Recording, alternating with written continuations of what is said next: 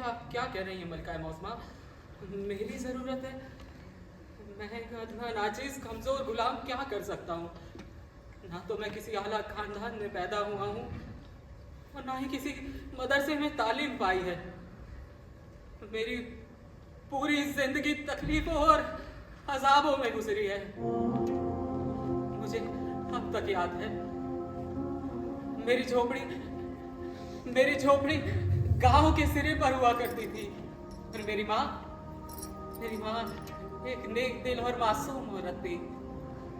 मेरा बाप उसे कितनी बेदर्दी से पीटा करता था, ये सोचकर अब भी मेरे रोंगटे खड़े हो जाते हैं मलकाए मौसमा।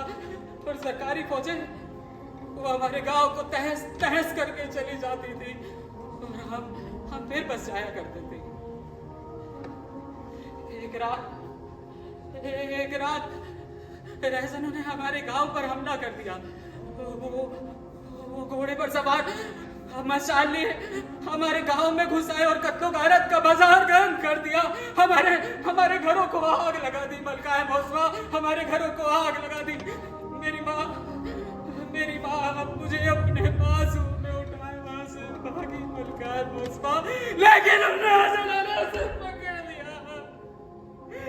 मैं उस वक्त बच्चा था मलकाए मौसमा, लेकिन मुझे अब भी याद है मेरी माँ खून से लकड़ी करा रही थी और वो लोग बेशर्मी से उस पर हंस रहे थे, उसके ऊपर थूक रहे थे, उसके सीने में अपना नेज़ा छुपा रहे थे और मैं कुछ न कर सका मलकाए मौसमा, मैं कुछ न कर सका।